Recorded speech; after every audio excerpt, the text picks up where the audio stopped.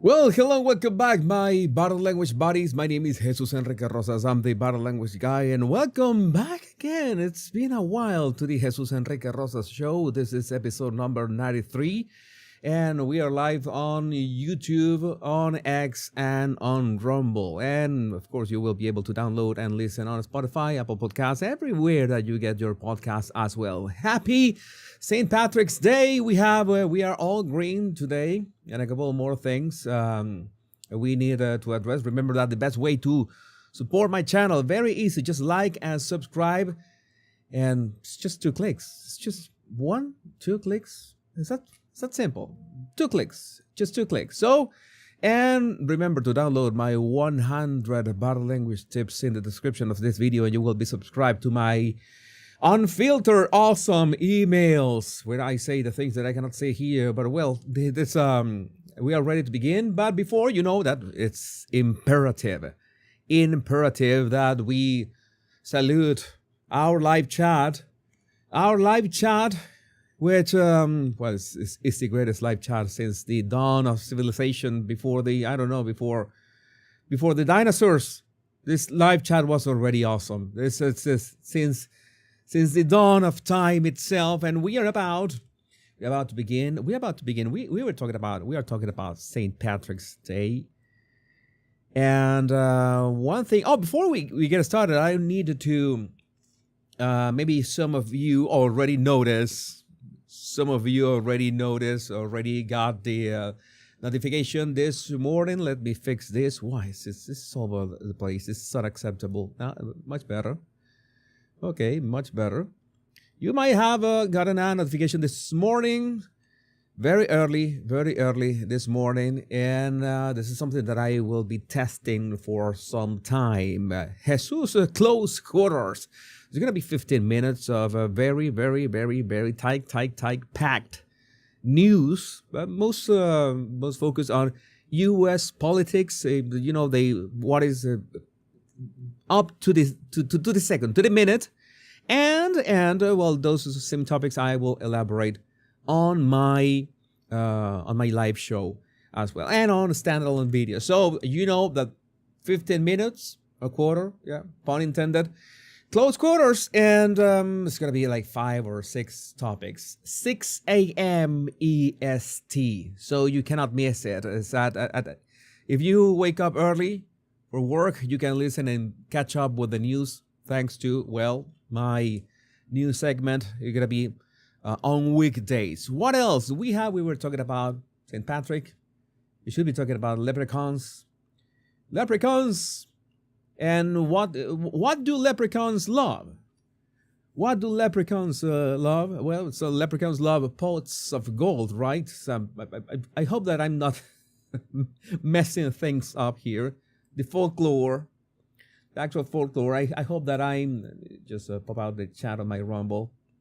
I'd like to say hello to my Rumble followers as well. Laura Hunter and OG Democrat. I cannot see you in my main chat, but I salute you. Thank you for being here as well. So leprechauns love pots of gold, and what kind of pot of gold does the government have? Ted Cruz was interviewing Elon Musk, and he said that an absolute bombshell from Elon Musk on the latest episode of Verdict, that is the Ted Cruz podcast. He reveals there are 14. We were talking about 1 pot of gold. These are 14 pots of gold. 14 magic money computers. And that sounds like something that out of a children's book, like magic money computer. In the federal government that send money out of nothing. Send money out of nothing. How does that work? Okay, let's watch this segment because I want to know One more. of the things you told me about is what you call magic money computers at the Treasury. Well, so tell us about it, because I never heard of that until you brought that up. Okay, so you may think that that the government computers like all talk to each other, they synchronize, they add up what funds are going somewhere, and it's, it's coherent.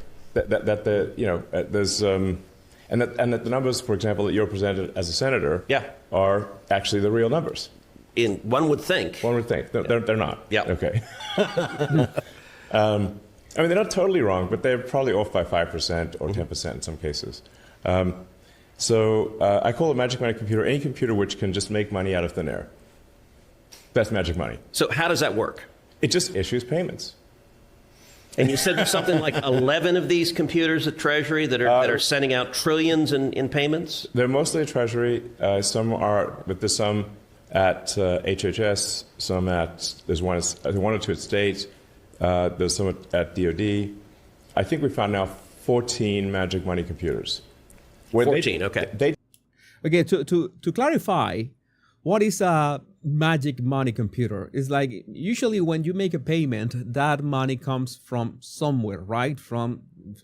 Goes from one bank to another, or you write a check that is being issued from a bank, and that bank has an allocation of that money. As if sometimes the money is in the cloud. You don't have it. You are not tied to. We are not tied to gold anymore for quite some time, but we tend to think that money comes from somewhere. It's deducted from one place and given to another. But these 14 magic money computers produce money, payments, out of nothing.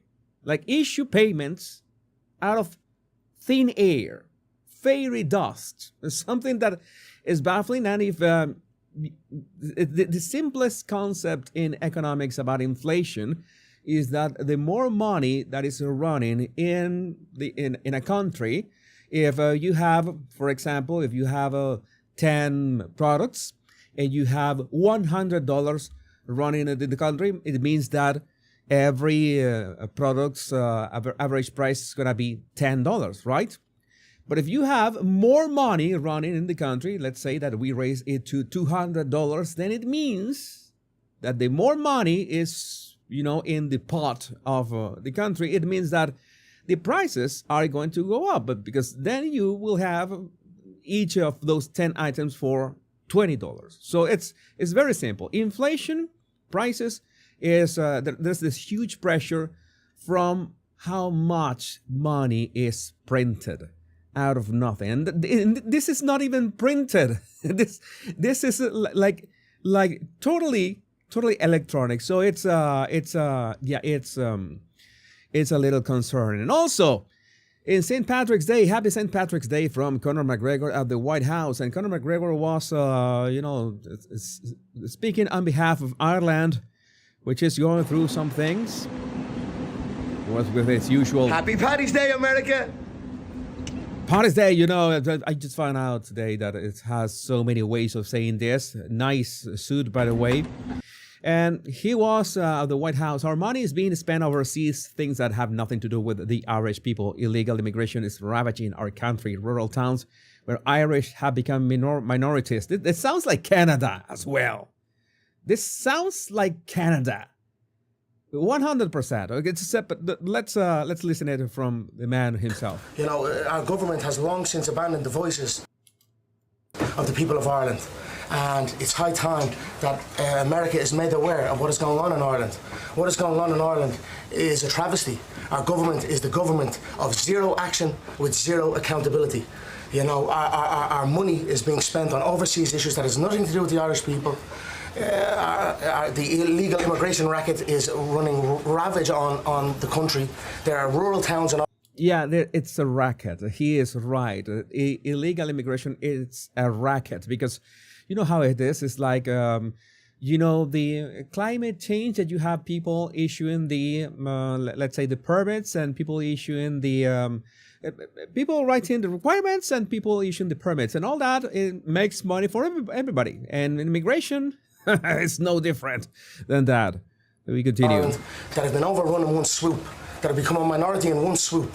So issues need to be addressed, and the 40 million Irish Americans, as I said, need to hear this, because if not, there will be no place to come home and visit. There's no hotels there.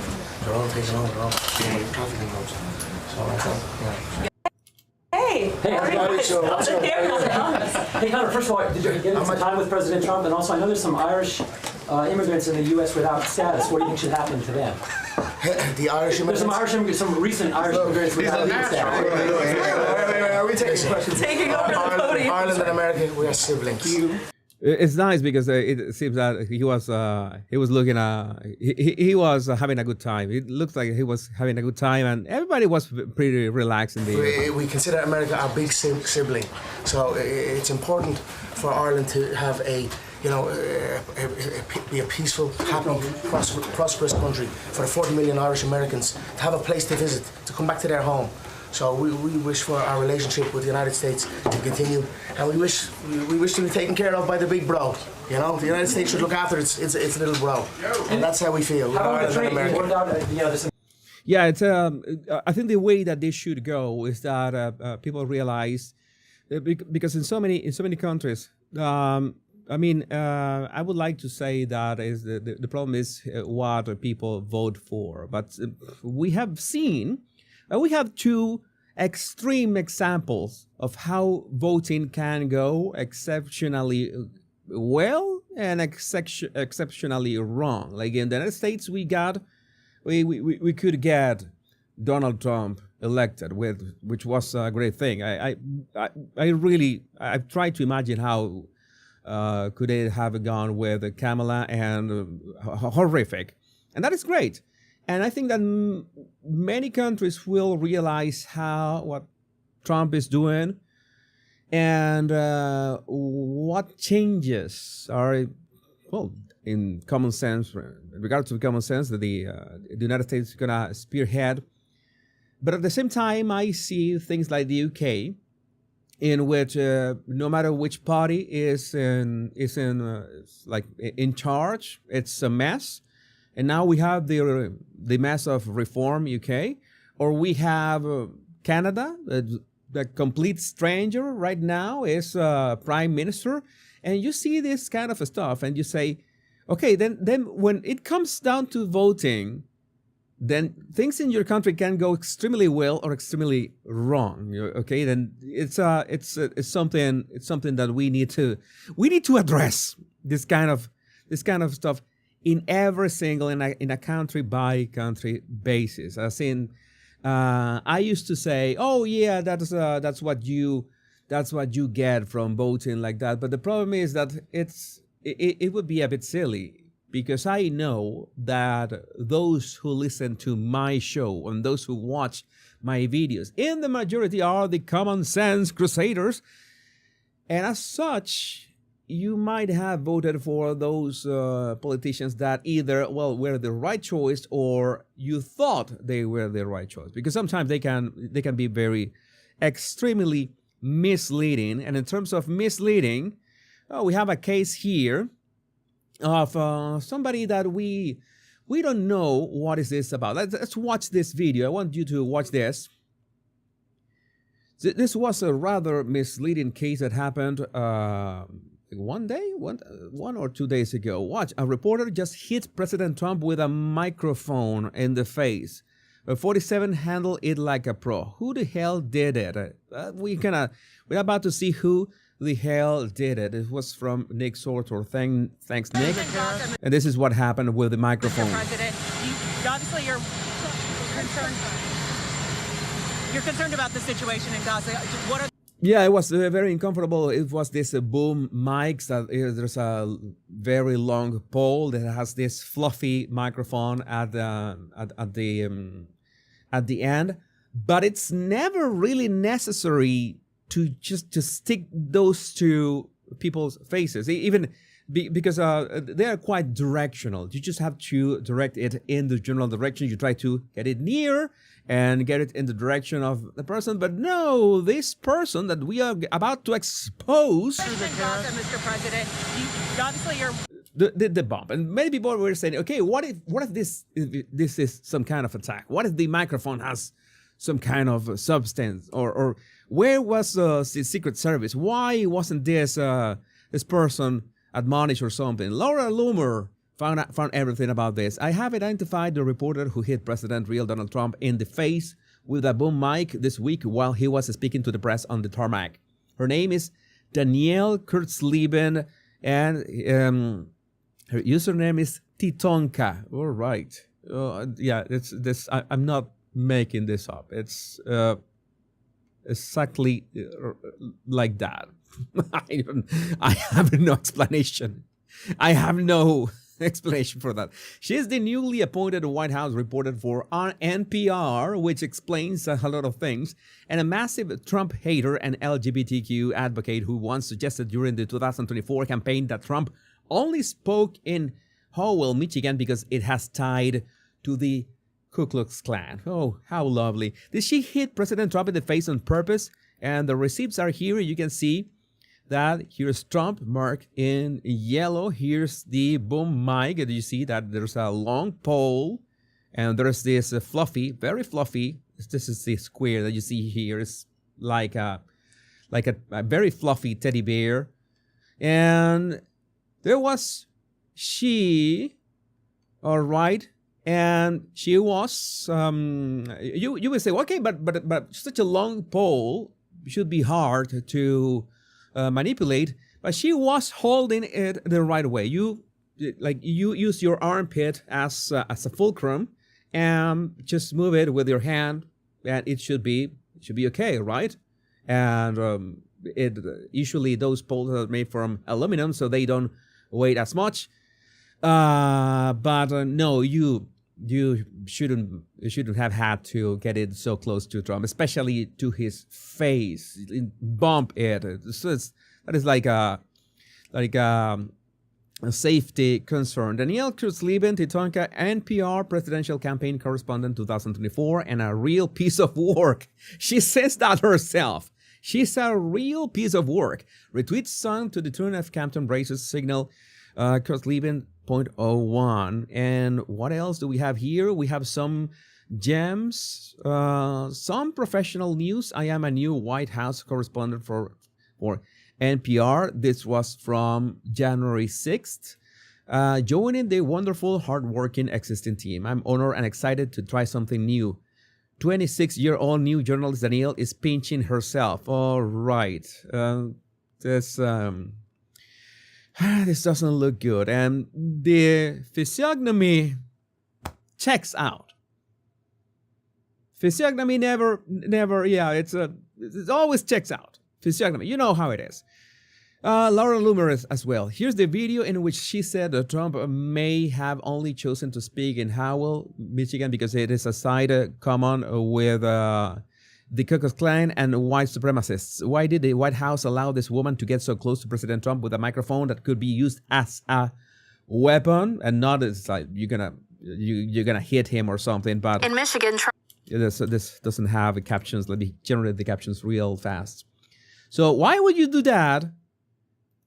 Why would you do that if oh man, I saw people and like, oh Jesus, but there might be might have been windy, might have been difficult to control. I don't know what to tell you. That's something that you need to know. That's something that you need to train for. You need to be trained for. You're holding. It's like holding a broom. I mean, I'm not being sexist. I use brooms all the time, but it's like holding a broom. Holding a broom. Take a broom in your house and hold it in your armpit, and try to interview people with the broom, with the edge of the broom. It's as simple as that. And maybe you can try with wind and in stuff. Michigan, Trump will speak about crime in Howell. It's a town of about 10,000. Ahead of that, his campaign emphasized, in contrast to what VP Harris has said in the past, Trump wants to, quote, overfund the police. Trump's campaign has not yet responded to NPR's questions about why they chose Howell. Howell has historic links to the Ku Klux Klan and was the site of a white supremacist demonstration last month. Danielle Kurtzleben, NPR News, Detroit, Michigan. Secretary of State Antony Blinken. Oh yeah, we know this is a story that we know. We have seen how many times we have seen this story unfold. Very fine people hoax and stuff breaking just 18 minutes after Laura Loomer exposed the identity of the NPR White House reporter Danielle Kurtzleben for hitting President Trump. She locked her ex unprotected her tweets so you can't see how radical and anti-Trump she is. Yes. I can only imagine. She must be deleting tweets. She must be deleting tweets just in case. And as Laura exclusively reported this morning, this is the NPR reporter who hit President Trump. She has previously accused Trump of being pro-KKK. And, of course, she had to write something with the word. You know, the rule number 1 of the internet. I don't remember. That is a law in the internet. That has a name. If you let an argument on the internet go for, any given time, you ultimately are going to talk about the vegan Austrian painter. Yeah, former President Trump faces criticism for using language reminiscent of Hitler. Oh no, please. These people don't have any other argument besides this. So it's also, she was reporting on the only presidential debate between President Trump and Kamala Harris. She wrote, this is how she saw. You remember that debate, right? You remember the debate between Trump and Kamala Harris. We all remember that. The vice presidential debate is especially significant because, look at this. Because there was only one presidential debate between former President Donald Trump and Vice President Harris. NPR's Danielle Cruz-Lieben says, Walz will defend Harris' record. The vice president has only been the candidate for around 2 months. Oh my God, yeah. How many billions had she spent by that point? I don't know. Meanwhile, Vance might attempt to make up for Trump's widely acknowledged loss to Harris in the presidential debate. She said Trump lost to Kamala in the debate. Did we see the same debate? I don't think so. I know which debate I saw, and I know which debate I analyzed, but that wasn't like that. And since becoming the new NPR White House reporter, she has been very focused on reaching out to trans, non-binary, and intersex federal workers who have been negatively impacted by the Trump administration executive orders. Because of course, did she hit Trump in the face on purpose? She's hard at work. Maybe this is like a rite of passage, or maybe she's going to focus on this. We don't know. If you're a trans or non-binary or intersex federal worker affected by the gender ideology EOs, or if you are anyone who merely wants to talk about how you see the effects playing out at your agency, find me on Signal, and you can talk anonymously, of course. Yeah, of course. You can just go to Reddit. You will get. That is where your audience is, Danielle.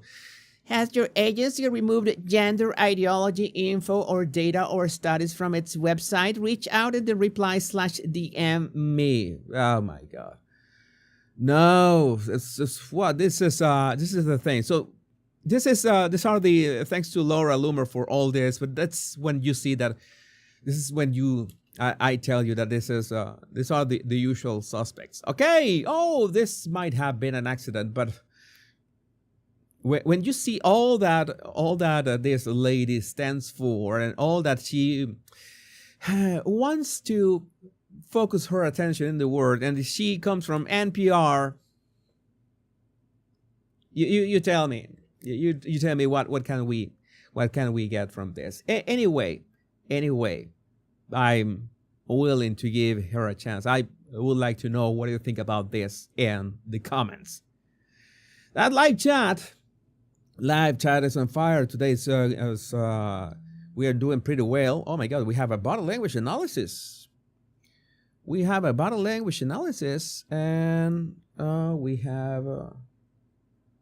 Wait a second. I have a problem here. All right. We have no more problems. We can move forward. We have a body language analysis, which is very important. Why is so important, this body language analysis? Why is so important? Let's see. We have a body language analysis with Zelensky, but this time it's not him being scolded at the White House that he was mistreated. Oh, poor Zelensky, oh, poor boy. How he was, you know, he was ambushed by the Orange Man and J.D. Vance, who is the 1,000 faces J.D. Vance now with so many memes. I haven't spoken about J.D. Vance memes, but now we have Macron and Zelensky greeting each other. Looks like some kind of preview for a Brokeback Mountain sequel. Oh my God, I miss Heath Ledger. But this is the next best thing that we have in terms of well, it's this is the thing. Okay, they were greeting each other, and my question was, you know that I try to keep up with the cultural differences when it comes to body language, because you know that there's the differences between countries, between cultures. You have to know how cultures work, and it is my question. It is my sincere question. Is this a French thing? Is this a French thing? Because I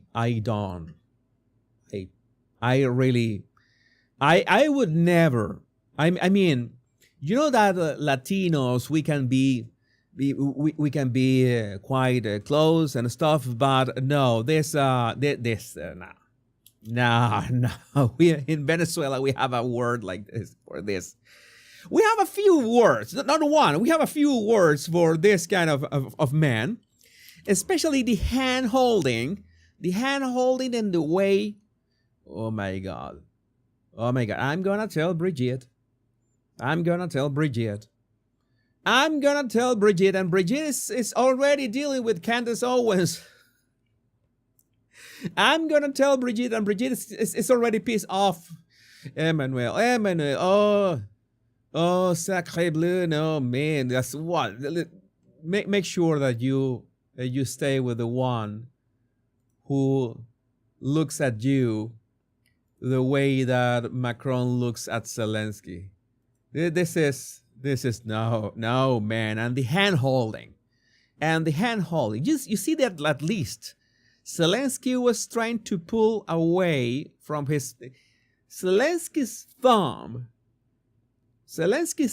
was trying to, you know, it looked like an Elon Musk rocket. We're going to be talking about Elon Musk rockets soon, but it was trying to escape. No! Putin is going to laugh at this. Putin's going to be laughing. Always. He's going to be in a conference call with Lukashenko and the fatty from North Korea, and they're going to be laughing at me. Why you do this? Well, the hug. Let me see. The hug. Both were leaning into the hug. Because you see that Zelensky's face is right buried into Macron's shoulder. Yeah, and Macron is fully embracing Zelensky like, well, it's your brother. And you see that Zelensky is a bit, uncomfortable, because as Macron is looking straight at him, Zelensky is trying to look away from the cameras. It's not only that his thumb was trying to escape, but he was trying to escape. Oh my God, maybe if I look into, oh, what a nice flag. What a nice flag of France. Oh, what a nice flag of the EU. Oh, maybe if I look away, everybody in the room will disappear. I will become invisible. I think that, that when you thought that there's Zelensky's thumb trying to escape. And then, let me see who goes for the hug again. Oh, it's Macron. Macron pulls him. You see that? Yeah, there's the pull. There it comes. Oh, come here. Oh, come here, you pretty boy. Come here, you pretty boy. Oh my God, yeah, let me tap you a couple times. Bridget! Where the fuck is Bridget?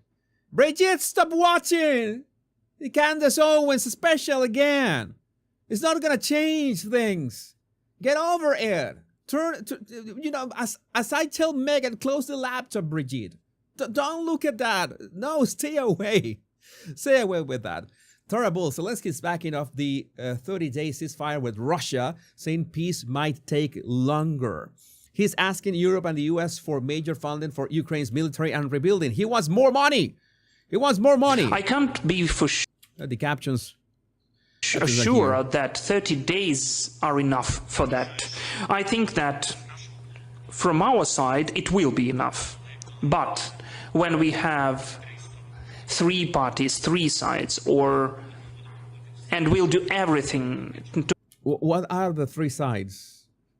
What are the 3 sides? Oh, maybe he is talking about the United States as a 3rd side. Maybe he finally understood that America is not really on Ukraine's side. That is kind of in the middle. To have not 3 but 4 sides, to be Europe. Oh, 4 sides now. What is the 4th side? To Europe to be included as well, and I would like us to be supported by the partners. It's important for us because I'm going to tell you, the one who is making the translation, the live translation, has more of a Zelensky voice than Zelensky himself. Let's be honest. Who will fund the support of Ukraine? Who will help in funding of our army? And where will Ukraine be in the security guarantees and... I'm going to put this at double speed. Its economic component of this guarantees. That depends on European Union. The help is Europe. I mean, financial support of the army and the recovery of Ukraine. The whole world wants that, and maybe the whole world will do that, but we rely upon, first and foremost, upon Europe and America. And that is why I think that who we are relying upon, those have to be the subjects of the deal. Europe, the United States, and we, the ones who are at war, Ukraine and Russians. That's what I think. And okay, that's those are the 4 parties. Maybe not 30 days, maybe a bit longer will be needed. Maybe a bit longer, but you remember that he also said that, you remember when he said that if this went too far, and he even suggested that, he said that to Trump's face, that there will be no ocean. There will be no ocean that protects you from, Putin. Zelensky is retracting a 30-day ceasefire with Russia, warning peace could take longer. And remember him saying that the American soldiers will have to fight as well. Wall Street Map updates. Ukrainian President Volodymyr Zelensky warned that Russian President Vladimir Putin will drag out a ceasefire agreement because he is not interested in peace, while President Donald Trump remained hopeful about the talks' progress. This has been a bit complicated because of Iran, and I will be elaborating on Iran's, let's say, intervention in this conflict as well. Russian President Vladimir Putin was urged by President Donald Trump to direct Moscow soldiers to stop murdering and encircle Ukrainian troops.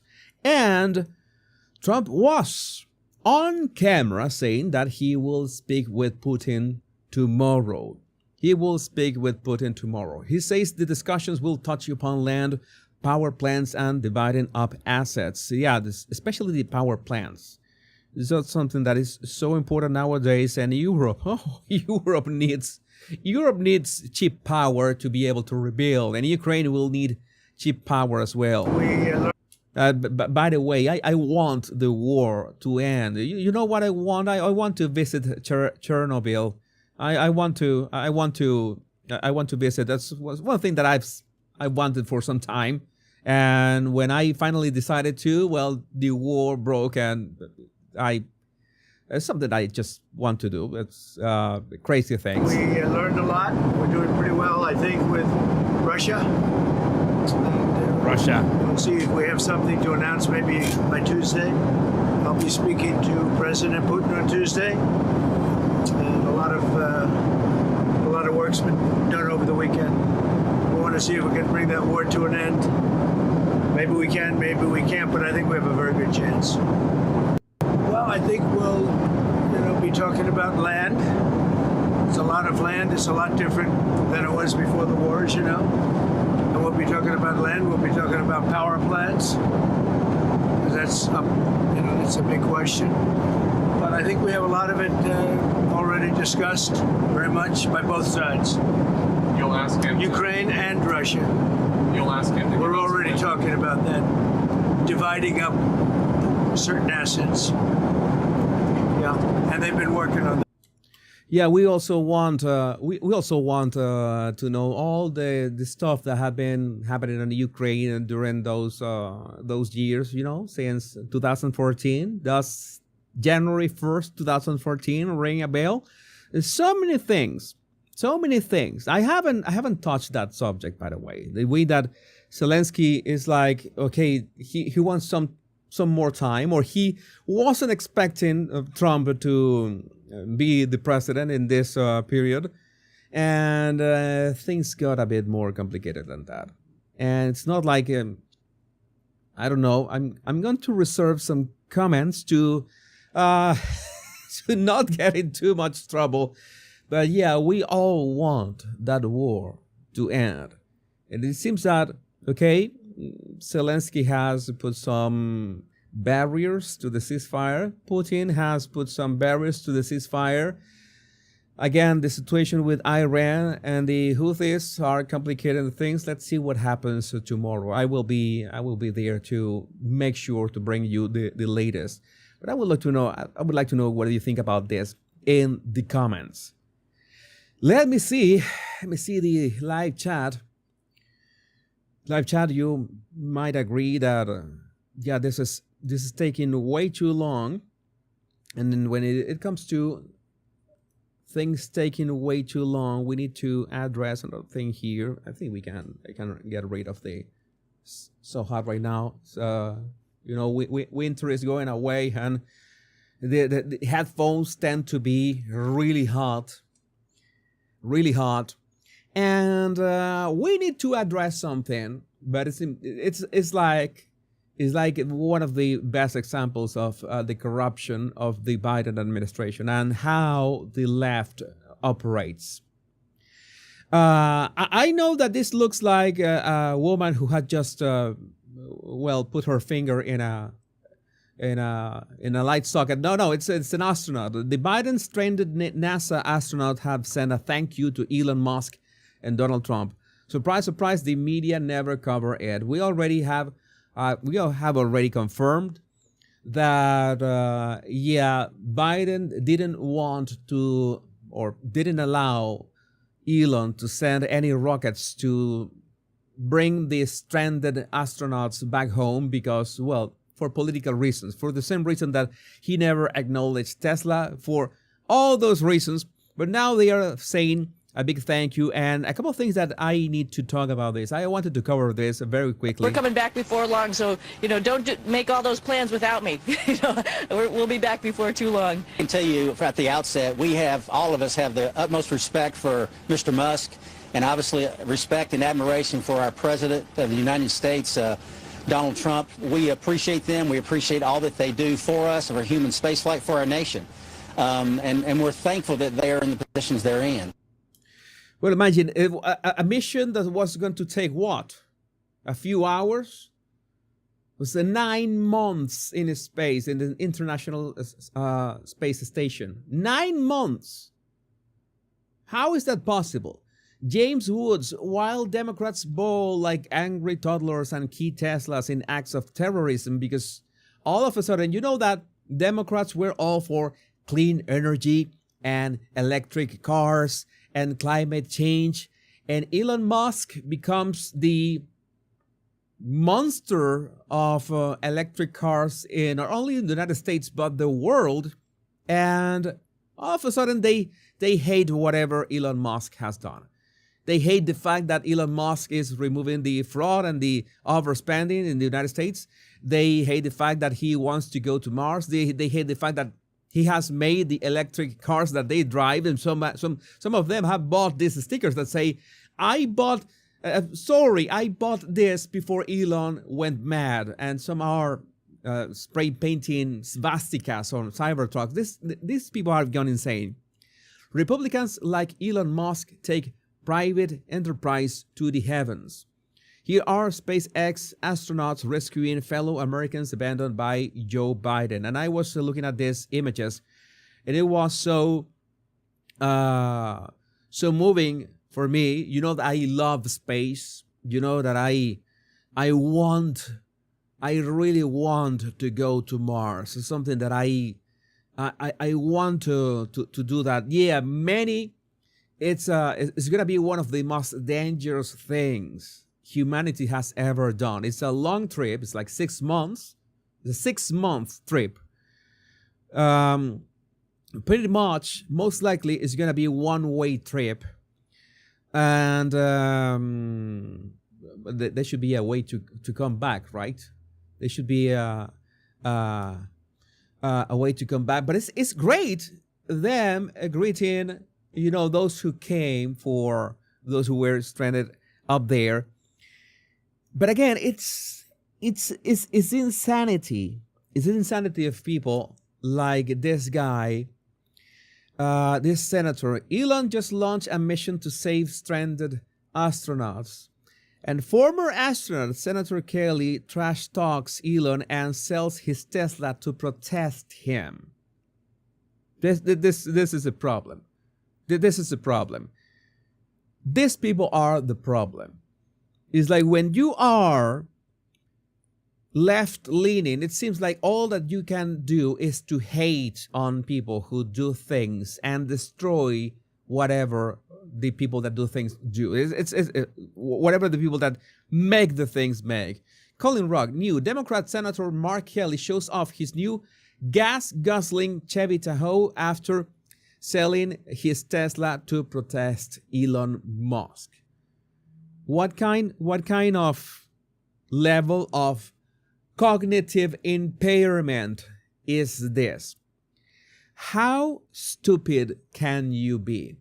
I mean, I thought that to be an astronaut, you have to be quite intelligent, right? You have to be a pilot at least. You have to be a scientist. You have to be maybe a combination of both. And you are so dumb and, you know, blockhead. Oh, let me protest Elon Musk. Why are you protesting Elon Musk, if I might ask? Oh, because here I am with my new ride Chevy, good old Chevy Tahoe here in Washington, D.C. to one of this in Tucson as well. All it took for Democrats to abandon their commitment to fixing climate change was Elon Musk saying stuff they don't agree with. Remarkable. This is a problem. These people are the problem. I'm gonna unmute this to listen to.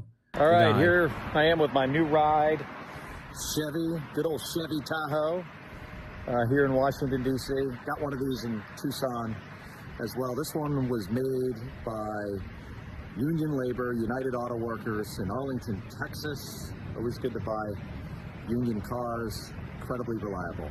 And I'm looking forward to driving this for many, many years. Good for you, Paul. Good for you. But the issue is this. Let's say that there's no left and right. We're not talking about liberals and conservative, or I don't know how to say that. Left and right. Let's say that it doesn't exist. There is a group of people that just cannot stand other having even moderate success. And the sole reason is because others having success in something means that they can no longer justify their lack of success. Even if this guy, for example, is an astronaut, that is, for me, that is very successful. If you were an astronaut and you're a senator right now, I think that is great. But no, you have to go against everything. You have to go against everything what Trump stands for and everything that Elon stands for. And that's why we see Democrats having this kind of bot farms, and all of them with their own accounts, all tweeting the same paragraphs, texts at the same time, simultaneously, the same message. They cannot think for themselves. They need like, oh, Barack, tell us what we should tweet. What should we do? How should we act? And over again, it is harder and harder for them to justify their stance. And it's great to see. It's great to see because they realize, okay, we could, kind of backtrack in these topics right now, but then you would see like a full, no, they have too much pride for that. That is important. When people have too much pride, oh no, I'm not going to say that I was wrong. And you don't have to be wrong at everything. As in, you might be, I've told you many times, there are people that I don't agree with, people that I despise actively, and they sometimes say things that I agree with. Oh, how strange is that? But it happens. But no, they are not even capable of that. They are only capable of envy, extreme pride, and I would say that extreme imbecility, but I think it's much more like malice. We're going to be talking more about them, but I would like to know what do you think about this section, these astronauts that are coming back home in the comments. Where's my live chat? And I was asking, where is Jenny? Where is Jenny? Jenny got messed up the timing. One thing that I completely hate about YouTube is that YouTube doesn't announce my show, and that triggers me a lot. Why, YouTube? Why won't you announce my show? Why are you like that? Why are you like that? And Democrats, we need to talk about Democrats at large. We need to talk about Democrats. Let me see all the topics. We have a few topics in here. We were in the topic of Democrats. We should continue in the topic of Democrats.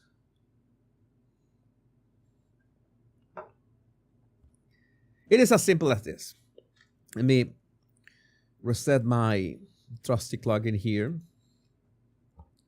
My dream is coming true. Dreams sometimes come true. I would like one of those magic money computers, not gonna lie, but meanwhile, this is the next best thing for any YouTuber or content creator who focuses on US politics and has an ounce of common sense. Breaking: AOC seen as leader of the Democratic Party with Kamala Harris close behind, according to a CNN poll. Oh my God, this is going to be, this is like Megan says that there's gonna be 2 seasons of her cooking show, and she's gonna do a podcast, which I'm not going to listen to, but I'm going to talk about that either way. I don't care. This is content gold. Content gold. I'm gonna have content. So in these pictures, Little Report, you picked the best pictures, the absolute best pictures to depict this. Kamala seems the party of joy, 100%.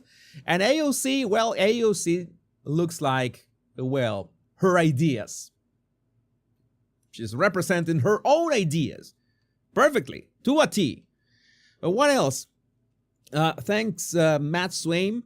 AOC led with a mere 10% of the vote. It's not like she's got a lead. It's just 1% over Kamala. Essentially, the party has no leader. They are in this kind of fight to see who is, let's say, who can guide the Democrat Party to better shores. Their problem is the new generation are communists, and the Clinton, Obama, Pelosi brain trust is aging out after blowing their political capital on Kamala and Biden. You remember I made a video about Michelle Obama's podcast as well and how it bombed. Make sure that you watch it. Maybe we can say a couple of things about Michelle's podcast at the end of this live. But how are the numbers going? It's Alexandria Ocasio-Cortez, 10%. It's the only one breaking 2 digits. Only one breaking 2 digits, followed very closely by Kamala Harris with 9%, Bernie Sanders with 8%, Hakeem Jeffries 6%, Barack with 4%, Jasmine Crockett, we're going to be talking about Jasmine, 4%, Gavin Newsom which has the insurmountable challenge of becoming somebody in the Democrat Party being, how to say this without offending Gavin? I don't want to offend Gavin. You're a white guy. I mean, it's only the offspring, only in an offspring songs, okay? The pretty fly for a white guy. Maybe that applies to you, but it's going to be hard. It seems like Chuck Schumer, Tim Walz. No, that is not happening. Remember, you can be a white guy, but you have to be a white guy like Pete Buttigieg. Because if you are a white guy like Pete Buttigieg, for obvious reasons, you have like, I don't know, 13 points, 14 plus points of advantage. Okay? Also, Joe Biden is in here. Oh my God. No, this is the best. I hadn't noticed this. Joe Biden is on top of Adam Schiff, and interpret that as you will. Yeah, the way that you heard it, that was the intention. And Hillary Clinton, Hillary must be happy that she barely beat John Fetterman. Barely. Just barely. All the others, Pete Buttigieg, I think that Pete Buttigieg, I've said that, I'm going to say that again. I have the idea that maybe you could have some kind of race, and Pete Buttigieg will try to go his presidential campaign, and maybe Gavin Newsom will do at the same time, and at some point, Pete Buttigieg will drop out, and Gavin Newsom will pick Pete Buttigieg as his VP, because you know some representation in your campaign. Even Fetterman thinks they are off the track, says Lindy. Yes, I agree. And well, Jasmine Crockett, this is the kind of things. I played this clip this morning on my close quarters section. Representative Jasmine Crockett, we need illegals to pick our crops and clean our hotel rooms since the educated won't. Oh, that sounds like pre-Civil War era. How many of you are sending your kids to college to go and work on them? Okay, well, guess who is working the farms? So that you can afford your food. So that you can have food. So that you can have food. Now, it's like when Kelly Osbourne said on The View, who is cleaning your toilets? Who is going to clean your toilets, Mr. Trump? And a fraction of a second afterwards, she realized she effed up. how many of you are looking to send your kids into hospitality after this college education so that they can go and make the beds at the hotels? How many of you are planning to send your kids to college? Because that's what we do here. We send everybody to college. How many of you are planning to send your kids to college so that they can then go and build these houses? So the reality is that so long as we live in a capitalist society, there's always going to be someone or a group of people that will do work that some of the rest of y'all don't want to do. These are the people that are really making us great in this country. All right, so that is as long as we live in a capitalist society. That is the problem. These people are communists. These people have no other argument besides that. And that's why they're going to fail over and over again, and will not be tired of them failing. Robbie Starbuck found something interesting. NBC News found that only 7% of Americans have a very positive view of Democrats. 7% of Americans have a very positive view of Democrats. All right, 7%. In an extremely hilarious twist, 7% of Americans also believe that chocolate milk comes from brown cows. And no, I'm not joking. I really wish I was. I'm willing to bet that it's the same 7%. We have a Venn diagram that is just a circle. That is one over the other. They overlap. There's this right there. And Charlie Kirk had a very good point. A lot of talk about a Democrat civil war brewing. You saw it. The civil war is who's going to lead the party, and under which pretenses. What are the ideas? What are they going to stand for? Let's say that not ideas are going to push. No, what are you going to stand for? Which is the most important thing. But consider their current debates, because you can have different opinions, right? Should men play in women's sports? I mean, the problem is not the debate itself, but it's the question should not exist in itself. Oh, you're saying that there should not be no dialogue. No, there should be no dialogue. There should be no argument about this. There should be no conversation about this topic. That is asinine. This should not be a thing at all. Well, should be cut waste, fraud, and abuse? What is the other option? Have waste, fraud, and abuse? Is that the other option? I don't understand. Should we run 2 trillion annual deficits? Nobody wants that. Should we have a border or no? No, they don't want a border. They want to flood states where they're illegal so they can, have more seats in Congress. Should firebombing a Tesla stores be a crime? And maybe they will say that, maybe it's not that much of a crime. Should we deport illegal rapists and murderers? You know that there was a judge that I should be talking about briefly, that let's say he made sure to the Trinidad be returned to the United States. I will be talking about that in a minute. So far, they managed to pick the losing end of nearly every 80-20 issue imaginable. In 2024, they sided with mentally ill men who wanted to humiliate women in the sports, and they're following it up by siding with Hamas propagandists and people who firebomb car dealerships. So you tell me if anybody who tries to take the reins of the Democrat Party can go anywhere with this. No, they won't be able to.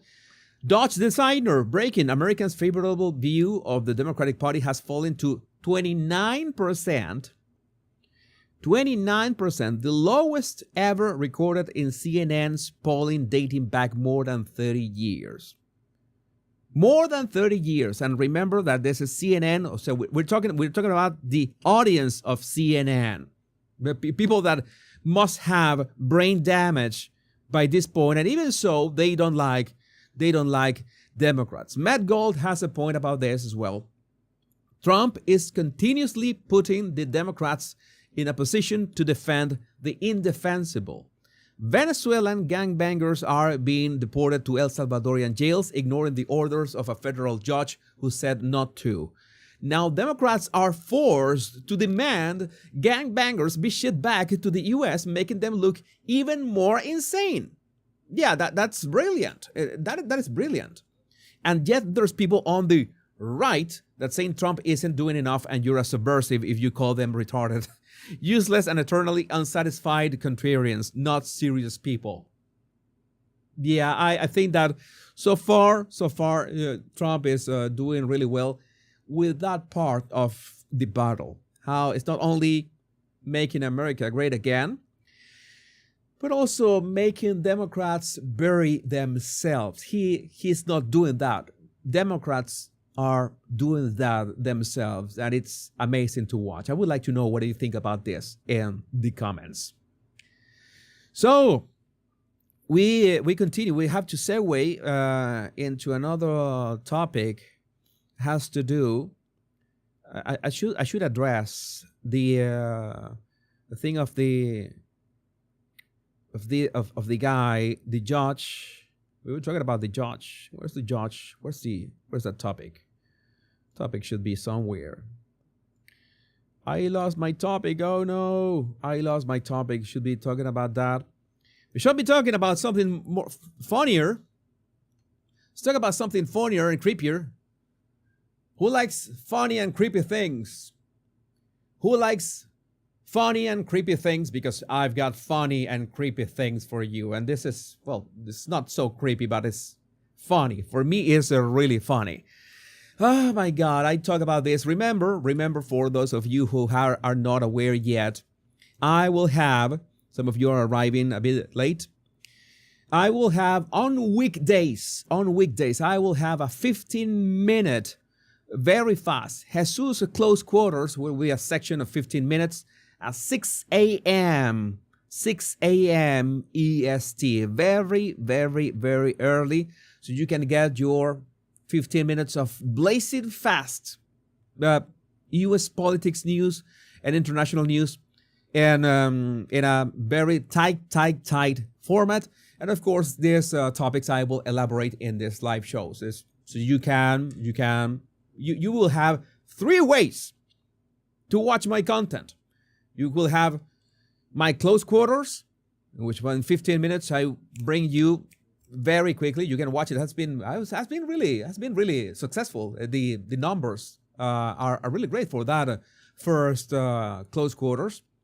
And you will have my live show. I don't know how long my live show is gonna be. I thought that it could be 1 hour, but I can go the extra mile. I have no problem. And of course, you will have the independent videos if you want to just watch, if you miss the live, if you want a bit more in-depth discussion about every of these topics. And at the same time, I will be making, like, for the 9th time, I will be making shorts again. So you cannot complain. It's impossible to complain. How would you complain? You can short, not that short, medium, and long. So you have all the sizes. I should be talking about my merch, by the way. I should be talking about my merch. And meanwhile, let me change to address the topic that we need to talk about. The topic that is right here, very hot, very, very hot. And it was the topic in which I opened my close quarters of today.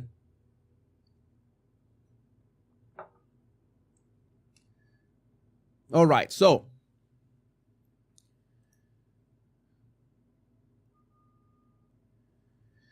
we finally got Donald Trump on camera saying the words that those autopen pardons from former President Biden are null and void. I would say that they are null and void because I'm sure Biden didn't have any idea that it was taking place. What they did is criminal. So it's not only what Trump is saying. I'm going to play the clip so you can watch for yourself that he did. Oh, when did Trump say that? You're about to watch it. To follow up on the Biden autopen, are those executive orders, or those pardons from the former president now null and void? Well, I think so. It's not my decision. That'll be up to a court. But I would say that they're null and void because I'm sure Biden didn't have any idea that it was taking place. And somebody was using an autopen to sign off and to give pardons to, as an example, just one example, but the J6 Unselect Committee. They gave pardons with an autopen. I don't think Biden knew anything about it. And what they did is they deleted and destroyed all of the information that took them over a year to get. And the reason they did that is because the information was very incriminating about them.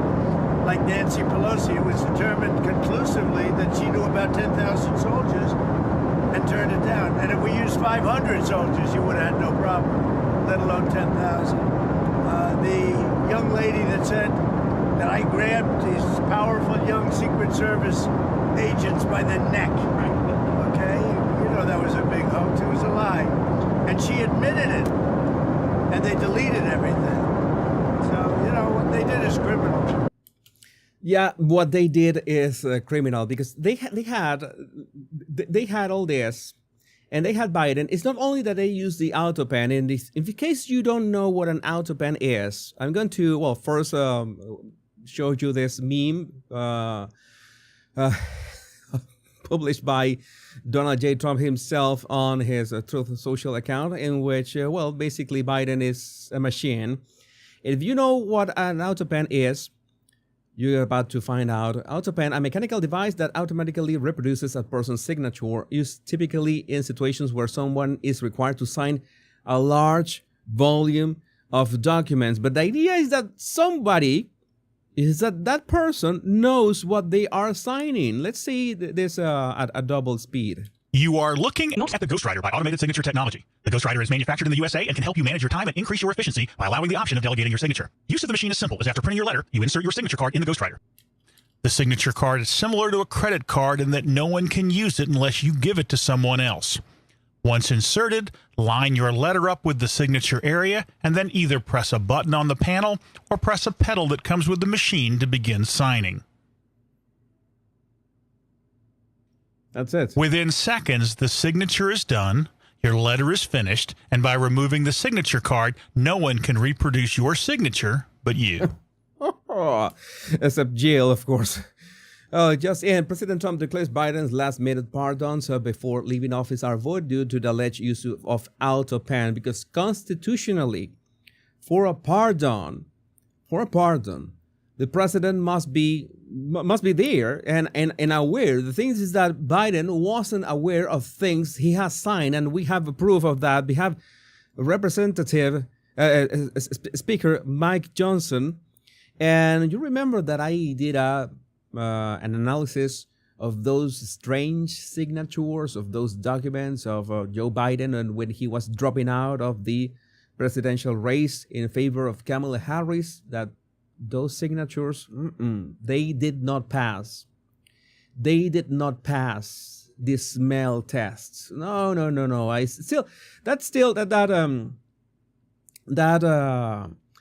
That video, even if it's old, even if it's maybe it's not that current, you can still watch it because it was interesting in the way that we found out, okay, this simply doesn't match. But what did match was the Biden family pardon, the J6 committee pardon, the Lundergan pardon, the General Miley pardon, and Dr. Fauci pardon that we will be talking about in a while. You play this and realize that it's the exact same signature. You know, for this to happen, you know, even if it's your signature, sometimes your signature is going to be a bit off. Maybe one letter is going to be a bit more slanted. Sometimes it's going to be bigger than the other. Sometimes the spacing between the words are going to be just a tad different. But this is statistically impossible.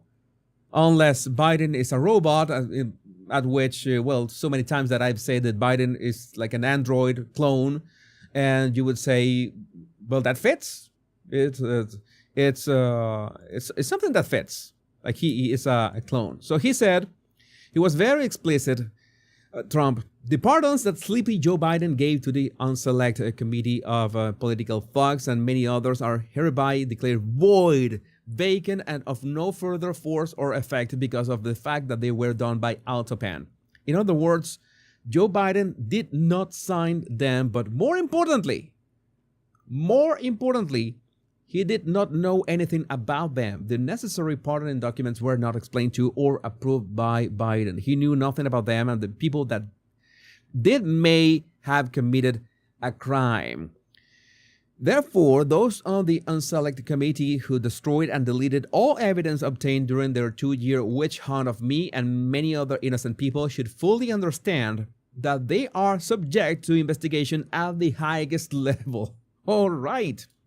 The fact is, they were probably responsible for the documents that were signed on their behalf without the knowledge or consent of the worst president in the history of our country, crooked Joe Biden. And, well, yes, we have this, which is Mike Johnson actually saying that he was speaking to Biden, and he was telling Biden that he has signed something, and Biden was literally telling him, no, I did not sign that. Sir, why did you pause LNG exports to Europe? Like, I don't understand, you know, liquefied natural gas is in great demand by our allies. Why would you do that? Because you understand, we just talked about Ukraine. You understand you're fueling Vladimir Putin's war machine because they got to get their gas from him, you know. And he looks at me stunned with this, and he said, I didn't do that. And I said, Mr. President, yes, you did. It was an executive order, like, 3 weeks ago. And he goes, no, I didn't do that. And he's arguing with me. I said, Mr. President, respectfully, could I go out here and ask your secretary to print it out? We'll read it together. You definitely did that. And he goes, oh, you talk about natural gas. Yes, sir. He said, no, you misunderstand. He said, what I did is I signed this thing we're gonna conduct a study on the effects of LNG. I said, no, you're not, sir. You paused it. I know. I have the export terminals in my state. I talked to those people this morning. This is doing massive damage to our economy, national security, it occurred to me, Barry, he was not lying to me. He genuinely did not know what he had signed. And I walked out of that meeting with fear and loathing because I thought, we're in serious trouble. Who is running the country? Like, I don't know who put the paper in front of him, but he didn't. Maybe they didn't even put the paper in front of him. Maybe it was the autopen. Maybe it was someone else that we don't know about. We would like to find out. We really would like to find out because we also had things like this. Brianna Morello, Joe Biden granted clemency to a Chinese asset with over 47,000 images on his devices of babies and children. I cannot say what follows. It's too gruesome. Biden quickly shipped that guy back to China, and the media ignored the story. If this autopen argument holds, will the CCP send their guy back to the U.S. to face justice? Is our question. It's something that we absolutely needed to know. And remember, now that we were talking about this other guy, Anthony Fauci, the pardon of Anthony Fauci. Thank you, MOAR, for bringing this from the past, the distant past. May 2020, notorious liar Don Lemon has notorious liar James Clapper on to back up a notorious liar Anthony Fauci's claim that the virus came from a wet market and not a lab. You remember that? Pepper Rich Farm remembers. I think Dr. This doesn't have captions. Let me generate the captions because it's something that, again, Anthony Fauci should be prosecuted to the full extent of the law. This is one of the most evil people to walk the face of the earth. Like, well, in what? Something that was, well, we cannot describe. We cannot describe. Dr. Anthony Fauci tells National Geographic that the evidence is very, very strongly leaning towards this could not have been artificially or deliberately manipulated. Everything about the stepwise evolution over time strongly indicates that this virus evolved in nature and then jumped species. From the weight of the scientific evidence, and I think Dr. Fauci, whom I consider the real authoritative voice here, kind of reaffirmed that it was natural, and most likely scenario is it occurred from bats in the marketplace. It was from May 2020. How many months? It's like barely, not even like 2 months since the outbreak, and they already they already know. They already know. What a great coincidence. They already knew. They already knew back in 2 months. No, that never happened. That never happened. It was not a leak from a lab. It was not a leak from a lab. So we have a very tense situation in here and some pardons that are ineffective. So let's get the party started. Let's get ready to rumble. And this is gonna be very fun to watch. This is gonna be fun to behold. But again, I would like to know, what do you think about this in the comments?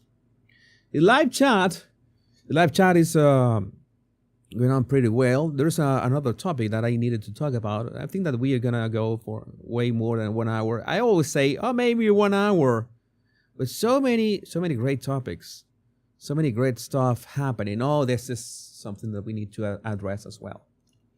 Something that we need to address. Something that we need to address, because sometimes I really don't understand how justice, not only in the United States, but in many countries, makes sense. But in this case, an Obama-appointed judge ordered deportation flights carrying Venezuelan gang members back to Venezuela to return to the U.S. They were apprehended in the United States. There's Tren de Aragua members. They were taken to El Salvador, to be jailed in El Salvador. And this judge, Obama-appointed judge, had said, no, you have to bring them back because that's not human. That is not human. An activist judge is siding with criminal alien gangs who take over apartment buildings, murder, rob, assault, and rape Americans. These activist judges need to be impeached. And I I have my questions. I have a few questions here. Fed judge orders deportation flights carrying alleged Venezuelan gangbangers to return to U.S. Blocks Trump from invoking Alien Enemies Act. This is it's like from the 18th century, a very old law for wartime. It was it's an act of alien enemies that allows the president to say, okay, we're going to just deport these dangerous people. Mike Pence, the U.S. is experiencing firsthand at home what the blob has been doing for 35 years around the globe when it sets up rule of law, judicial reform, and governance programs abroad. A captured judiciary that serves as a backstop if they lose an election. It's like the memes write themselves. The Babylon Bee had to. It was easy to come up with this. The Babylon Bee, a satire, of course. Federal judge appoints himself president because that is the only thing that is left. I mean, how does that work? Okay, I can understand the separation of powers. I have my thoughts about that. But man, Mike Pence will let the American Bar Association and all the blob legal incubators persist too long here without challenge. The high-level judges have done the long walk through the institutions for decades. As Trump 2.0 takes on big university, a very close look should be taken at law schools. What are they programming these people with? Brian Kennedy, this is the way forward. Rogue judges can be removed for violation of their terms of employment requiring good behavior. In English law, judges are removed in a process called surreptitious, a much lower hurdle than full-blown impeachment trials. Article 3, Section 1 of the U.S. Constitution, reference on surreptitious in comments. And we also have this statement from Attorney General Pam Bondi. Pam Bondi, I also made a video about Pam Bondi's body language with Donald Trump. Donald Trump really wants us to, well, give Pam Bondi and Kash Patel a chance. We are giving them the chance they need to do this stuff we know that they have to do to go all in. Some things are more complicated than others. I made a remark on that analysis that Trump was a bit evasive with the Epstein files question, but make sure that you watch that video analysis. Pam Bondi on federal judge blocking deportations. Tonight, a D.C. trial judge supported Tren de Aragua terrorists. Remember that the Tren de Aragua has been already labeled labeled as a terrorist organization over the safety of Americans. Tren de Aragua is represented by the ACLU. This order disregards well-established authority regarding President Trump's power, and it puts the public and law enforcement at risk. The Department of Justice is undeterred in its efforts to work with the White House, the Department of Homeland Security, and all of our partners to stop this invasion and make America safe again. Because that would be the right thing to do. It's like Bill Holte says, let me see if I got this right. When Biden mandated that we wear stupid-ass paper masks, no judge intervened on our behalf. When Biden mandated that we get vaccinated or lose our jobs, no judge intervened on our behalf. But when President Trump mandates deportations for criminal illegals and gang members, he can be stopped. And by a piece of judge somewhere, I don't know who the Judge James Bosber is, but I know I didn't vote for him. Either we have a president or we don't. Either we have a functioning government or we don't. Because no matter how you slice it, if just being at the Capitol on January 6th was insurrection, which was not, you can be damn sure that overthrowing the will of the actual president is 100% worse. Pam Bondi, where TFRU. And well, the good news is that when this was going on, Nayib Bukele, the president of El Salvador, had already received the plane, and well, he was not taking them back. He was already saying that the first 238 members of the Venezuelan criminal organization Tren de Aragua arrived in El Salvador. They were immediately transferred to CICOT, the terrorism confinement center, for a period of 1 year. And that's going to cost the United States around $20,000 per person for 1 year. But just so you know, this is going to be $6 million. I think it was 300 of them.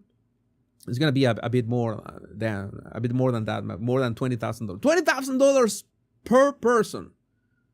Why is the United States paying for this? But it seems that it seems that it's good business. It's going to be cheaper than having them in the United States or releasing them in Venezuela. I don't know. Maybe I'm pretty sure that they made a very good deal in this. The United States will pay a very low fee for them, but a high one for us. Over time, these actions, combined with the production already being generated by more than 40,000 inmates engaged in various workshops and labor under the Zero Idleness program, will help make our prison system self-sustainable. As of today, it costs $200 million per year. Right.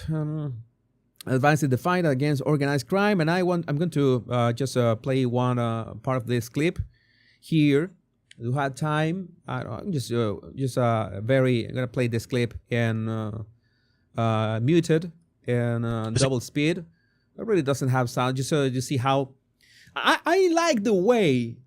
I have my doubts with Bukele when he first was elected president of El Salvador, but this guy has a flair, has something for the cinema. This is the actual thing. This is the actual people being, and all the people, all the libtards complaining. No, that is not the way to treat.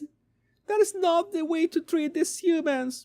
Oh no! How dare you? How come you apply law enforcement on these humans? Why would you do that? And yeah, that's a lot of people complaining for many from many places, including but not limited to Venezuela. But as I've told you, I'm not going to address the Venezuela topic anymore, at least for the foreseeable future. Right? You get a fresh haircut, you get a free haircut. How good is that? How cool is that? And yeah, you are processed, and you will be. They will make sure that you either are reformed or you will spend some time in there. You will spend some time in there. It looks very clean facilities. It's like very clean facilities. I'm not gonna lie, that's very professional, especially the way all the drones and the cameras. Again, that is nice. Oh, this is playing this how to stop in here. The CBP Home app, you remember the app that allowed illegal migrants to just make this kind of appointment, and after that appointment they could just roam free in the United States. Well, it was repurposed. Now allows illegally present aliens to self-report their intent to depart. And that is great, because if you self-deport, if you exit the United States on your own, well, you wouldn't have that extreme prejudice stamp in your passport. If you don't have a passport, you know what that means. You will not have that stain in your record. It will be much harder to get into the United States afterwards. So you better leave now. If you are illegally in the United States, if you're watching my show, what are you watching my show? So you should be getting your life sorted out, but you should leave. You should leave, like yesterday. Mostly peaceful memes, but I'm a federal district judge. Do you feel in charge? Yeah. No. And it's incredible. Thank you, J.E. May, by the way, who is in the live chat. AOC in 2023.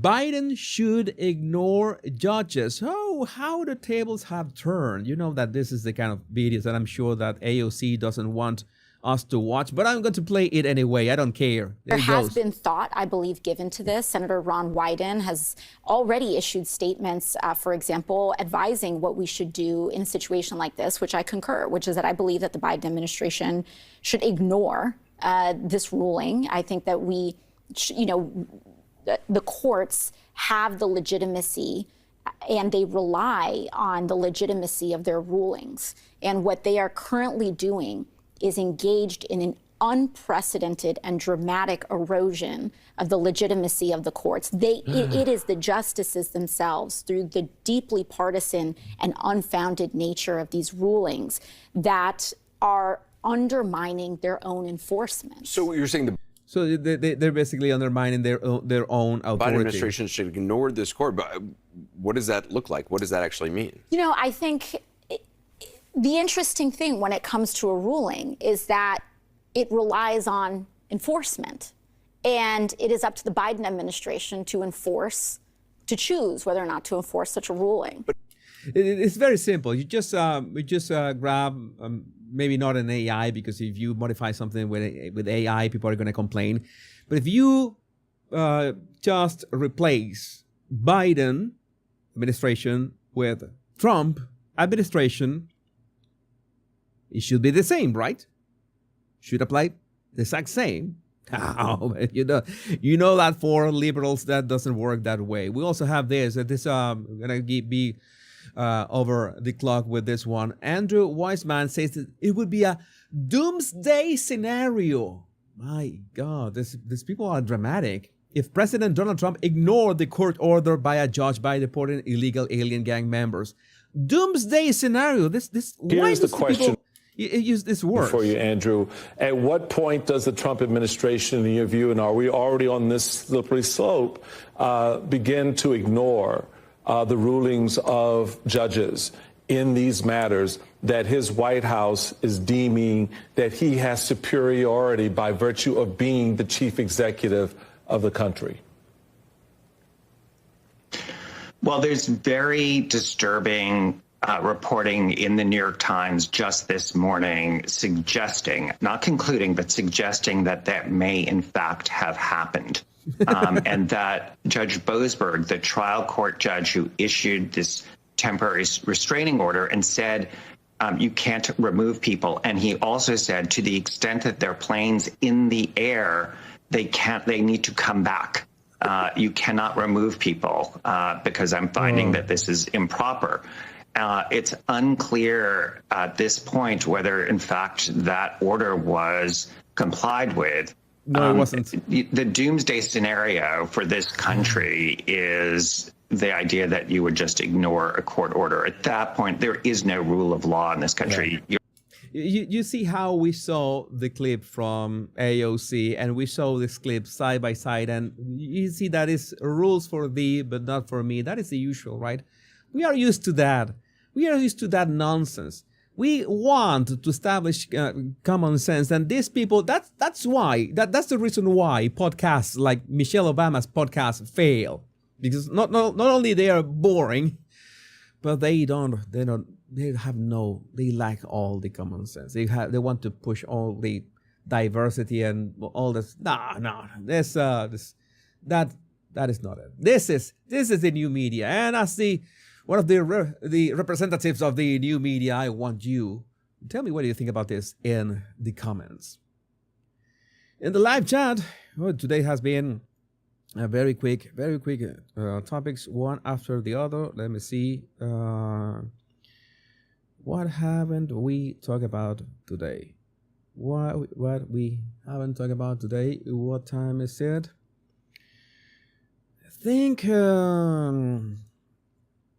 I think that we should address this one last topic.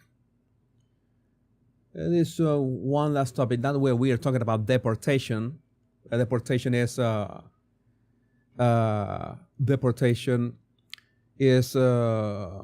to say this, so trendy nowadays. In the United States only. It should be in every country of the Western world, but one step at a time.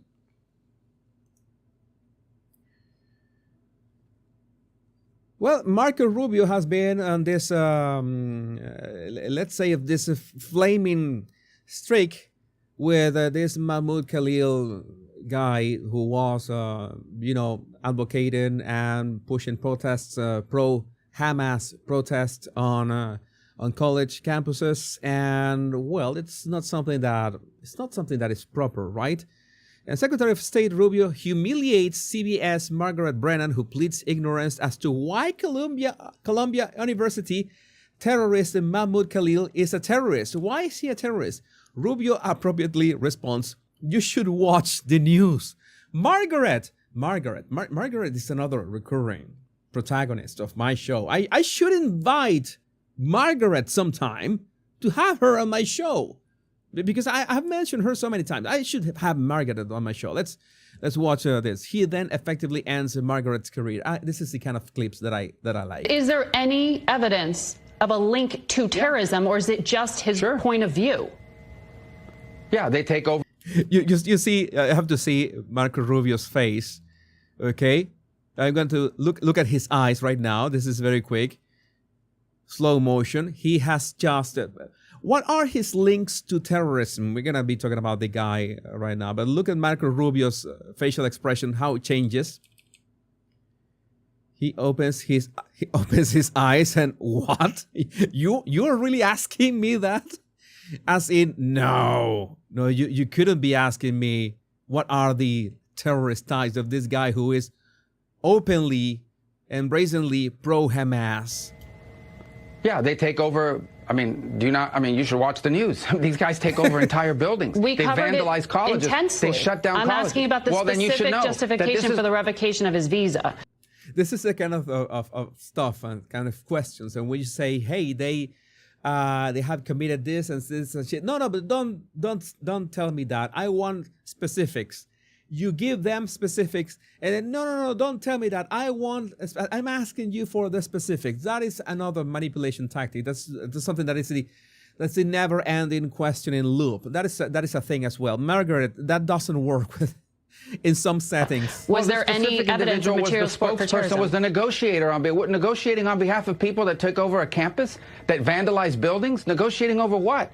That's a crime in and of itself, that they're involved in being the negotiator, the spokesperson, this, that, the other. We don't want it. We don't need these people in our country. We never should have allowed them in the first place. If he had told us, I'm going over there, and I'm going over there to become the spokesperson and one of the leaders of a movement that's going to turn one of your allegedly elite colleges upside down, people can't even go to school, library buildings being vandalized, we never would have let him in. We never would have let him in to begin with. And now that he's doing it and he's here, he's going to leave, and so are others, and we're going to keep doing it. Oh, we're gonna keep doing it. This is great. This is the moment Hamas supported Mahmoud Khalil was taken into ICE custody. I think I don't have this clip. It doesn't matter. But he said, Marco Rubio made sure to bring the point home in this tweet. Very simple. It's very simple. President Trump isn't Biden, or the autopen for that matter. If you're coming to U.S. to join pro-terror riots, we will deny you a visa. And if you do that after lying your way into our country, we will cancel your visa and send you home. All right. And of course, there's so many people complaining about this. Well, Viral News New York City is not really complaining. He was sharing some clips. I'm going to play those clips. This is the guy. He was organizing pro-Hamas manifestations and protests. You could say that though it's I don't know how much trouble was he causing if he was disrupting the lives of others. So you know that you can have a protest and not be a cognitively impaired one like the Just Stop Oil people. But no, they have their defenders. Like David Hobb, ICE literally abducted a lawful permanent resident and recent college graduate who has an 8-month pregnant wife. You know that they go full for the victimization of these people. But this is my point of view. Okay, this is my 2 cents. This is my opinion. Again, this is my opinion. I'm all for free speech. You know, if I defend free speech, I want everybody to speak their minds. I want AOC to speak her mind whenever he wants and she can, because that's going to be great. I want Kamala Harris to express herself whenever she wants. I want that free speech for everybody. And this is going to sound like the most hypocritical butt of the century. But you are living in the United States or any other country who has accepted you to stay, right? And you're going to protest Let me get this straight. You're going to protest defending a bunch of terrorists that want to destroy the very country that you are living in? I mean, you realize how that sounds?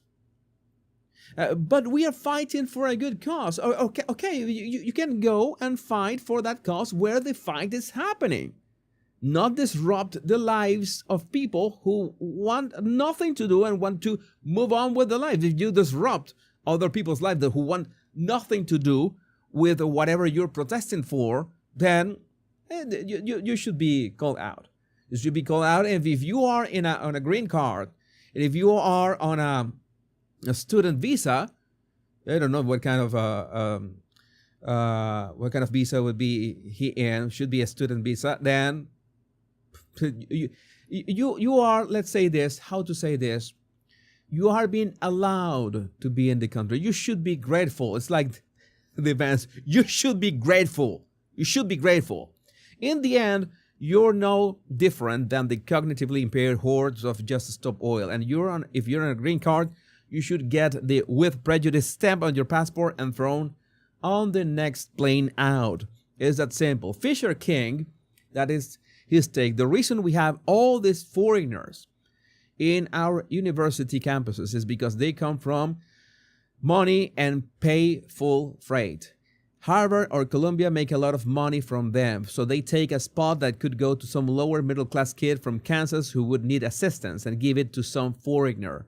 It's messed up, craving on the part of universities and not in line with the American national interest. And if they become protesters, well, that's an own goal. Again, these are the clips. Let me see the description of the clips. This is New York City, Hamas flag in plain sight and kids alongside these terrorist supporters. How is this even allowed? Well, we know it's New York City. But right now, what can we expect? We're gonna play it at double speed. As in, you know what is the most ironic thing? If you try to do this on Saudi Arabia, if you try to do this on Qatar, if you try to do this on the UAE, you will get your ass thrown in jail instantly. Instantly. They can do this in the United States and in the UK and everywhere because they are allowed to. But try to do it in any of the countries that I just mentioned. Try to do it. You won't last not even 15 minutes.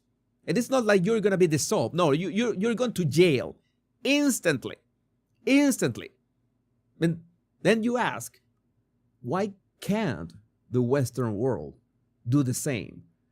Oh, you need freedom. I've always found, I'm going to tell you, I found out last year that burning the American flag was a demonstration of free speech. I think that people should be thrown in jail. If you're a citizen, I don't care if you're a citizen. If you're a citizen of the United States or are an abroadian, I don't care. If you burn the flag of the United States, you should be thrown in jail. That is offensive. That is offensive to your homeland, to your country. Even if you were born in the United States or you were adopted by the United States, that is offensive. And I find it quite asinine that that is defended under free speech. That is the kind of stuff that I don't understand. You're gonna get wrecked with that attitude, with that all tolerance attitude. You're gonna get 100% wrecked. New video of Mahmoud Khalil leading pro-Hamas rally at Columbia. You can see Khalil wearing a keffiyeh, attacking the person recording the video and giving the middle finger. Such a lovely gentleman, isn't he? Why should we be forced to keep such disrespectful people here? Yeah, should it be necessary? Why? Why would they do that? And at the same time, there was this woman that appeared on the mainstream media, and she was passed as Mahmoud Khalil's wife, and she was not. It was this woman who looked Americanish, but it so happens that she was not his wife. This is his wife. Thank you, Nis Nelly 3. Noor Abdallah, Mahmoud Khalil's wife, not a student at Columbia, marching at the pro-Hamas rally that was organized by her husband. I was told anyone involved would be prosecuted to the fullest extent of the law at 11-second mark. And Laura Loomer as well reported this. Mahmoud Khalil's wife confirmed to also be a pro-Hamas jihadi who participated in his jihadi rallies. Now we know why Mahmoud Khalil's wife, Noor Abdallah, wanted to be kept secret. They didn't want to reveal her identity. She is on video participating in her husband's pro-Hamas activities. Maybe her child should be taken away from her when she gives birth. Mahmoud and his wife are clearly unfit for parenting as they are engaged in pro-Hamas activities on U.S. soil. How is this allowed is my question. Here's a screenshot of Noor at one of the pro-terror rallies. Her employer should be made aware of her participation in these pro-Islamic terror events. Again, the most ironic thing is that try to organize any sort of manifestation like this in any of these countries. I'm gonna find out. I know that Qatar, Saudi Arabia, and UAE, they will throw you in jail for 1 year or something like that. If they find you trying to organize a protest, 1 year of jail for you. Oh, but you're against people's free speech. Again, the problem is the thing with the tolerance. Oh, you have to be tolerant. You have to go for the free speech. You have to allow people to express themselves. Yeah, but wait a second. It's like you invite somebody to your home. All right, let's have lunch. You have guests for lunch or for dinner, and your guests begin to insult your wife or your husband or your kids or maybe your family or maybe your father or mother or your dog or your cat or whatever, or criticize your house or whatever. Would you tolerate that? No, it's over. Dinner is over. You are kicked out of my house, never to come back. It's that simple. That's how societies should work, because that's how our houses, our homes should work. If you want to embrace those who want to, well, let's say, harm you, well, that's on you. That is on you. And I'm going to tell you that if you are like this, you're going to pay a hefty price when the time comes.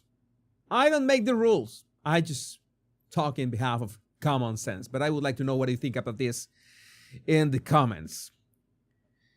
Yeah, open the asylums. As Divergent number 1 says, oh my God, today has been a great show. Lots of topics. Lots of topics. My voice is I'm tired, bro. I'm tired. Enough for today. I think it's enough for today because still have more topics, but I didn't tell you I had to take a break because of a nasty virus that I had. I don't know what it was, but it was pretty much 7 days down and out, and still right now I don't feel 100%. It's 9 days by now. You can hear my nasal voice that still don't have fully gotten it back. Even 1 hour, right? 1 hour and 45 minutes. 1 hour and 45 minutes, and we are doing really well. But it is time. It is time to read your super chats. We have some super chats, and I really appreciate your super chats. I should be mentioning my merch as well. I'm working to bring you more content and better content. Let's see how that goes. J.E. May, the OG, thank you for your super sticker, J.E. May. Thank you. I really appreciate you. And Jenny, super sticker from Jenny as well. Thank you. And SSJB, not only a super sticker, SSJB, super sticker. Shiba Dog shaking his hips saying, thank you, my pleasure, SSJB. You're amazing. And also, SJ, you look like you need a drink, Jesus. Yeah, I need a drink. My throat is saying, I'm tired, boss. I'm tired, boss. I'm not gonna look for that meme. I need to look for that meme. I have to look for that meme because you know how it is. So if we don't say goodbye with a meme, then this would not be my show. This would not be my show if we don't say goodbye with a good old meme. Yeah, this is my throat right now. You know how it is. I try to work very hard. Remember that 6 a.m. EST, very early in the morning, you will have my close quarters, 15 minutes, rapid fire, latest in U.S. politics, 6 a.m. EST in YouTube. You can check. I will make sure to do it every weekday, and also our show that today was going to be 1 hour. What a joke! 1 hour. We are close to 2 hours now. The live shows are going to continue. The recorded videos are going to continue. The chopped topics from the live shows are going to continue. So you can consume my content in every way that you want, in every way that you can, and wherever you go. My Body Language buddies, my name is Jesus Enrique Rosas. I'm the Body Language guy, and until we meet tomorrow in episode 94, remember the most important words: much love and bliss. Take care. Be safe. I love every single one of you. Bye-bye.